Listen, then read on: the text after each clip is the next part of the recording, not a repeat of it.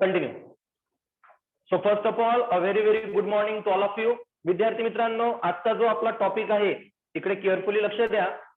त्या टॉपिकसाठी आधी आपल्याला 11th मध्ये आपल्याला एक चॅप्टर असतो इलॅस्टिसिटी. कोणत्या चॅप्टर बद्दल बोलत आहोत मी? इलॅस्टिसिटी. या इलॅस्टिसिटी चॅप्टर मधला 2 टॉपिक माहित असणं खूप गरजेचं आहे. फर्स्ट म्हणजे स्ट्रेस अँड सेकंड म्हणजे strain. Stress and strain 10th मध्ये होतं नाही? ओके, बघा इकडे. वाय म्हणजे असते यंग्स मॉड्युलस. वाय म्हणजे यंग्स मॉड्युलस. यंग्स मॉड्युलसचा फॉर्म्युला असतो स्ट्रेस पर युनिट स्ट्रेन. हे लक्ष द्या, कारण आज मी जे डेरिवेशन टीच करणार आहे त्यामध्ये हे सगळं कामी येणार आहे. वाय म्हणजे यंग्स मॉड्युलस. यंग्स मॉड्युलसचा फॉर्म्युला असतो स्ट्रेस पर युनिट स्ट्रेन. आता यामध्ये स्ट्रेस म्हणजे काय होते? स्ट्रेस म्हणजे होते आपला tension per unit area. Young's modulus म्हणजे स्ट्रेस पर युनिट स्ट्रेन. स्ट्रेसचा formula tension per unit area. Stress समजते? स्ट्रेस आपण म्हणतो आज मला खूप स्ट्रेस आहे, बरोबर? एक प्रकारचं टेन्शन ना, एक प्रकारचं काय टेन्शन. तर हा टेन्शन आणि याने एरिया बरोबर एवढाच घेतला तर टेन्शन पर युनिट एरिया म्हणजे होत असते स्ट्रेस. मग स्ट्रेन म्हणजे काय? स्ट्रेन म्हणजे बघा, आता हा आपला एक वायर आहे. काय आहे? याची लेंथ घेतली मी कॅपिटल एल. लेंथ किती घेतली? या वायरला आता मी एक वेट अटॅच केलं तर वायरची लेंथ वाढली. वायरची काय वाढली? लेंथ. आधी हा वायरची लेंथ एवढी होती, येस ऑर नो? ही झाली याची ओरिजिनल लेंथ. कोणती लेंथ? याला मी काय अटॅच केला? वेट. वेट अटॅच केल्या बरोबर या वायरची लेंथ वाढणार, येस ऑर नो? मग ओरिजिनल लेंथ इथपर्यंत होती आणि इतकी लेंथ आपली ऍड झाली. बघा, हा आपला वायर. या वायरची ओरिजिनल लेंथ झाली ही, बराबर? मग याला मी एक वेट अटॅच केलं. वेट अटॅच केल्यामुळं याची लेंथ वाढली, यस ऑर नो? तर ही झाली आपली चेंज इन लेंथ. काय झाली? ओरिजिनल लेंथ एल होती. तुम्ही घरी करून पाहू शकता ना. एक वायरला जर मी काही वेट अटॅच केलं तर तो थोड्या दूरपर्यंत एक्सटेंड होणार का नाही होणार? एक्सटेंड होणार. तर मग स्ट्रेन म्हणजे काय असते? Change in length upon original length. काय लक्षात ठेवायचं आहे? Change in length upon original length. Double एकदा, change in length upon original length म्हणजे स्ट्रेन. स्ट्रेस म्हणजे टेन्शन पर युनिट एरिया आणि यंग्स मॉड्युलस म्हणजे stress per unit strain. 11th मध्ये चॅप्टर आहे इलॅस्टिसिटी. कोणता चॅप्टर? इलॅस्टिसिटी. त्यामध्ये हे सगळे टॉपिक्स आहेत. आज या सर्व टॉपिक्सचं आपल्याला काम आहे, म्हणून मी तुम्हाला टॉपिक हे सांगितले. क्लिअर झाला? यंग्स मॉड्युलस म्हणजे stress per unit strain. Stress म्हणजे टेन्शन पर युनिट एरिया आणि स्ट्रेन म्हणजे change in length upon original length. बोला, change in length upon. Is that clear? Right down the question.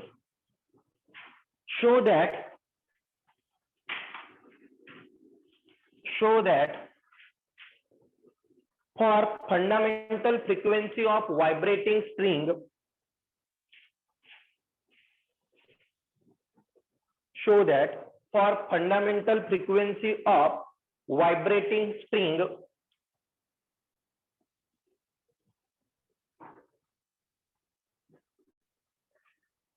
for fundamental frequency of vibrating string, लक्ष द्या इकडे. n equal to 1 upon twice l into under root of y into small l upon rho into capital L. n equal to 1 upon twice l into under root of y into small l upon rho into capital L. Okay, हे आपल्याला विद्यार्थी मित्रांनो proof करून दाखवायचं आहे. Solution मध्ये आधी diagram draw करा फास्ट. ही डायग्राम आपण कालच ड्रॉ केली होती. क्लोज एंडला आपला नोड असतो, ओपन एंडला अँटी नोड असतो. लेंथ घेतली मी capital L. Draw this diagram fast.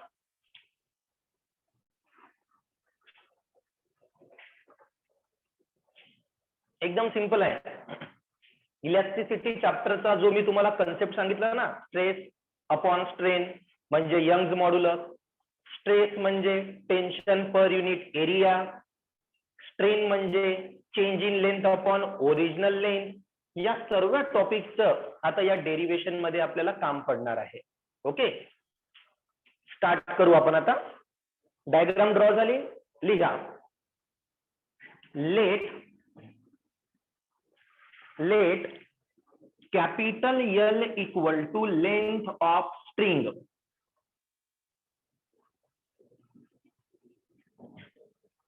Let capital L equal to length of string.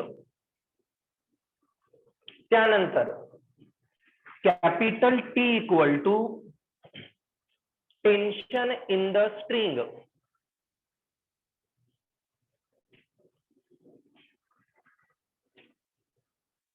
Next, small r equal to the radius of wire. String म्हणजे एक वायरच असणार ना आपला. r equal to radius of wire. त्यानंतर capital M mass of wire. Capital M mass of wire. Small m आपण जेव्हा problem घेतले होते तेव्हा आपण स्मॉल m ची व्हॅल्यू फाइंड आउट करत होतो. Small m mass per unit length of wire. Mass per unit length, mass per unit length of wire.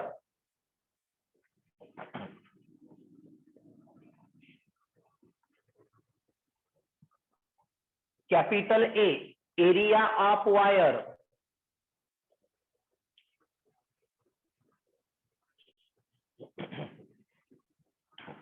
Area of capital A झाला. त्यानंतर लिहा y, Young's modulus. y, Young's modulus. त्यानंतर rho density of material. Density of material. And at the last small L. Small L म्हणजे काय होणार, जेव्हा wire आपला extend होणार ती वाली लेंथ. वायर जेव्हा काय होते आपला एक्सटेंड. आता समजावून सांगितलं तर लिहा small L extension produce in the wire. Extension produce in the wire.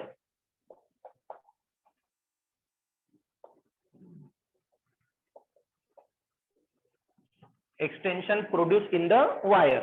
Okay, त्यानंतर विद्यार्थी मित्रांनो लेबलिंग तर पूर्ण झाली आपली. आता आपण काल जेव्हा या डायग्राम टीच केल्या होत्या बरोबर, तेव्हा आपण जी पण थेरी लिहिली होती ती थेरी तुम्हाला ऍज इट इज लिहायची आहे. राईट डाऊन फर्स्ट आणि थोडं लवकर लवकर लिहा. Consider a string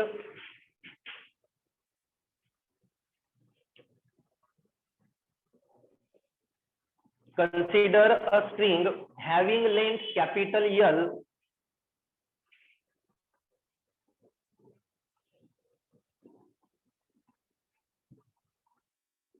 which can be fixed between two support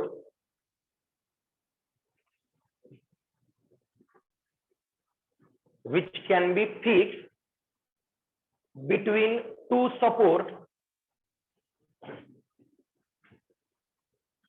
आपण एक लेंथ कन्सिडर केली, जी लेंथ दोन सपोर्ट मध्ये फिक्स केली, and it can be plug.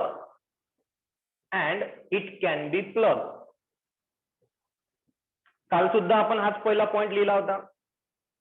एक लेंथ एक स्ट्रिंग कन्सिडर केली, त्या स्ट्रिंगची लेंथ आहे कॅपिटल एल, ते दोन सपोर्ट मध्ये फिक्स केली आणि त्याला काय केलं आपण प्लग केलं. Next point, due to this it can be start to vibrate. Due to this, it can be start to vibrate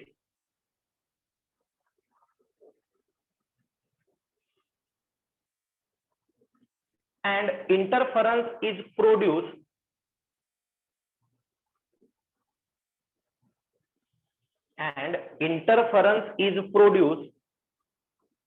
by incident and reflected wave.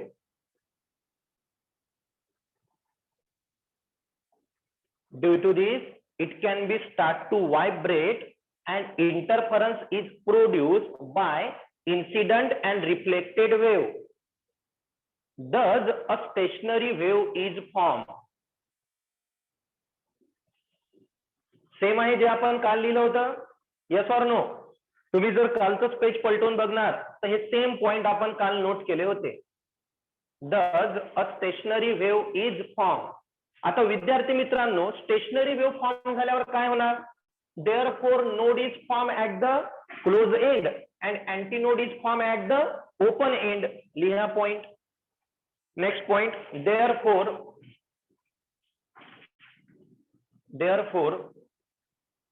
node is formed at the close end. Node is formed at the close end and antinode is formed at the open end. Node is formed at the close end and antinode is formed at the open end. चला लक्ष द्या पुन्हा इकडे. आता जे मी तुम्हाला काल टीच केलं होतं सेम आज पुन्हा एकदा लिहून दिलं. काय सांगितलं होतं मी तुम्हाला काल? एक आपण स्ट्रिंग घेतली, त्या स्ट्रिंगची लेंथ किती आहे? एल. दोन सपोर्ट मध्ये काय केली? फिक्स. आणि त्याला काय केलं? प्लग केल्याबरोबर ती काय व्हायला लागणार? व्हायब्रेट झाल्यामुळं इन्सिडंट होणार, रिफ्लेक्टेड होणार. त्यामुळे आपली स्टेशनरी वेव्ह काय होणार? फॉर्म. आणि स्टेशनरी वेव्ह फॉर्म झाल्यानंतर नोड कुठं फॉर्म होत असते? क्लोज एंडला. आणि अँटीनोड कुठे फॉर्म होत असते? ओपन एंडला. ऍज इट इज टीच केलं आपण काल. Yes or no? त्यानंतर the distance between two node किती असते? λ/2. डिस्टन्स बिटवीन टू नोड लिहा. The distance between two node is λ/2.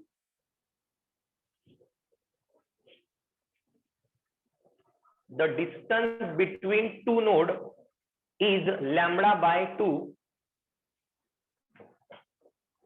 दोन नोड मधलं डिस्टन्स किती असते विद्यार्थी मित्रांनो?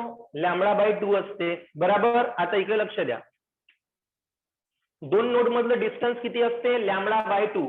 डायग्राम मध्ये किती दाखवला आपण? कॅपिटल एल का स्मॉल एल? कॅपिटल एल म्हणजे लेंथ ऑफ स्ट्रिंग घेतलाय ना आपण.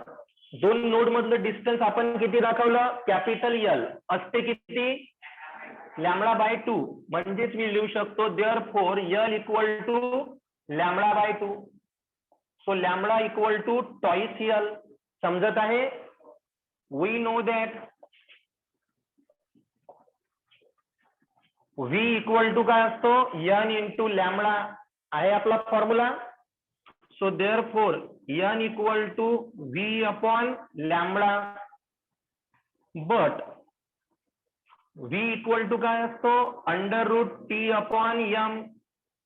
सगळं टीच केलंय आपण. V चा फॉर्म्युला आपण शिकलोय प्रिव्हियस लेक्चर्स मध्ये. V equal to under root T upon M. आता व्ही ची व्हॅल्यू मी किती पुट करणार, hence N equal to V च्या ठिकाणी येणार under root T upon M upon lambda. लॅमडाची व्हॅल्यू किती आहे, टॉईस एन. इथपर्यंत समजलं. त्यानंतर therefore N equal to 1 upon twice L into under root किती बेटा, टी बाय एम. इथपर्यंत सगळ्यांना समजलं का? No doubt. टॉईस एल मी ऍज इट इज दिला, under root T by M, याला देऊ आपण इक्वेशन 1. काय दिलं याला मी आता, इक्वेशन 1. आधी मी कोणाची व्हॅल्यू फाइंड आउट करणार, टेन्शनची. कोणाची व्हॅल्यू, त्यानंतर mass per unit length, small M म्हणजे मास पर युनिट लेंथ. आधी कोणाची व्हॅल्यू काढू, टेन्शन. मग टेन्शन कोणाच्या फॉर्म्युल्यामध्ये येते, स्ट्रेसच्या. टेन्शन कोणाच्या फॉर्म्युल्यामध्ये येते, stress. Yes or no, see here carefully. Now stress, stress equal to येते tension per unit area. Stress equal to tension per unit area. Therefore tension equal to काय येणार, स्ट्रेस इंटू एरिया. इथपर्यंत समजलं, yes or no. Stress म्हणजे tension per unit area, तर tension म्हणजे येणार stress into area. But Y म्हणजे Young's modulus. Young's modulus काय येते, stress upon strain. Young's modulus म्हणजे स्ट्रेस अपॉन स्ट्रेन. यावरून मी पुन्हा कोणाची व्हॅल्यू काढणार, स्ट्रेसची. आणि ही स्ट्रेसची व्हॅल्यू इथे काय करणार, put up. Therefore stress equal to काय येणार, वाय इंटू स्ट्रेन. विद्यार्थी मित्रांनो समजत आहे का? पहिले मी कोणाचा फॉर्म्युला यूज केला, स्ट्रेस. स्ट्रेस म्हणजे टेन्शन पर युनिट एरिया. यामधून मला कोणाची व्हॅल्यू भेटणार, टेन्शनची. टेन्शन भेटला मला stress into area. Is that clear? After that कशाची व्हॅल्यू काढू, स्ट्रेस. स्ट्रेस म्हणजे सॉरी यंग्स मॉड्युलस म्हणजे स्ट्रेस पर युनिट स्ट्रेन. यावरून मला स्ट्रेसची व्हॅल्यू भेटली y इंटू स्ट्रेन. दस टी इक्वल टू पहिले काय आहे, स्ट्रेस. तर स्ट्रेस म्हणजे y into strain. y into strain into नंतर काय राहिला, एरिया. इथपर्यंत समजलं का? तर टेन्शन म्हणजे काय आला, y into strain into area. Any doubt? Again tension as it is, y as it is into. But मी तुम्हाला या चॅप्टर सॉरी या लेक्चरच्या स्टार्टिंगला काय सांगितलं होतं, स्ट्रेन म्हणजे change in length upon original length. काय सांगितलं होतं, चेंज इन लेंथ अपॉन. मग चेंज इन लेंथ काय आहे आपली, स्मॉल एल. आपण केलाय ना लेट. चेंज इन लेंथ काय आहे, small L. Original length capital L. तर स्ट्रेन म्हणजे काय येणार, small L upon capital L into काय आहे, एरिया. एरियाचा फॉर्म्युला पाय आर स्क्वेअर. अरे एरियाचा फॉर्म्युला पाय आर स्क्वेअर ना. तर एरियाचा फॉर्म्युला नोट करू आपण, पाय आर. ही कशाची व्हॅल्यू झाली विद्यार्थी मित्रांनो, टेन्शन. काय आली व्हॅल्यू सांगा, y into small L upon capital L into pi R square. याला देऊ आपण इक्वेशन 2. समजलं कसं आलं? तर आता कोणाची व्हॅल्यू काढू, स्मॉल एम. मग इक्वेशन 2 आणि जे एम ची व्हॅल्यू येणार इक्वेशन 3, या दोन्हीही व्हॅल्यू इक्वेशन 1 मध्ये काय करू, पुटअप. समजलं डेरिवेशन? नोट दिस फास्ट. आता विद्यार्थी मित्रांनो आपण टेन्शनची व्हॅल्यू फाइंड आउट केली. आता फाइंड आउट करू आपण स्मॉल एम ची व्हॅल्यू. चला बोर्डकडे लक्ष द्या. स्मॉल एम म्हणजे काय होत असते आपला mass per unit length. Small M म्हणजे मास पर युनिट लेंथ, म्हणजेच मास म्हणजे कॅपिटल एम आहे, पर युनिट लेंथ म्हणजे काय येणार एल. हा झाला मास पर युनिट लेंथ. त्यानंतर मास म्हणजे काय होत असते volume into density. Volume into density हा फॉर्म्युला आहे आपला मासचा. लेंथ ऍज इट इज, समजत आहे. मासचा formula volume into density. Again m as it is. व्हॉल्यूमचा फॉर्म्युला असते एरिया इंटू लेंथ. व्हॉल्यूमचा फॉर्म्युला एरिया इंटू लेंथ माहित आहे हे फॉर्म्युले. Into density as it is upon काय राहिला length. Length length get cancel. काय राहिला एरिया इंटू डेन्सिटी. मग एरिया म्हणजे काय येणार पाय आर स्क्वेअर. एरिया म्हणजे पाय आर स्क्वेअर आणि डेन्सिटी म्हणजे काय आहे रो. आपल्याला टी ची पण व्हॅल्यू भेटली आणि स्मॉल एम ची पण व्हॅल्यू भेटली. त्यानंतर आपण लिहू शकतो put equation 2 and 3. Put equation 2 and 3 in equation 1. So therefore n equal to 1 upon twice L into under root. पहिली व्हॅल्यू कशाची होती टी ची. टी ची व्हॅल्यू काय आहे y into small L upon capital L into किती pi R square upon. समजत आहे का. पहिली मी कॅपिटल टी ची व्हॅल्यू पुट केली. आता स्मॉल एम ची व्हॅल्यू पुट करू. स्मॉल एम किती आहे pi R square rho. Pi R square get. So n equal to 1 by twice L into y आणि स्मॉल एल हा न्यूमरेटर मध्ये राहणार. y इंटू स्मॉल एल कुठे राहणार न्यूमरेटर. कॅपिटल एल हा अपॉन मध्ये येणार. मग कॅपिटल एल जर अपॉन मध्ये आला तर रो इंटू काय होणार capital L. Pi R square आपला कॅन्सल झाला. वाय सोबत राहिला small L. Capital L upon मध्ये आला तर रो इंटू काय झाला आपला कॅपिटल एल. झालं आपलं derivation proof. Yes or no. Simple होतं. आधी कशाची व्हॅल्यू काढली आपण टेन्शन, त्यानंतर स्मॉल एम आणि या व्हॅल्यू आपल्या मेन इक्वेशन मध्ये काय केल्या पुट. ओके. अशा प्रकारे विद्यार्थी मित्रांनो हे डेरिव्हेशन आपलं एंड. थँक्यू.